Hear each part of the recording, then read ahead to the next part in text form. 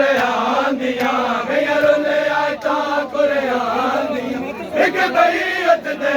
ਨਿਕਾਹ ਦੇ ਵਿੱਚ ਨੇਜ਼ੇ ਦੀ ਲੋਕ ਆਉਂਦਾ ਏ ਨਾਸਿਕ ਕੁਰਾਨ ਬਾਜ਼ਾਰ ਦੇ ਵਿੱਚ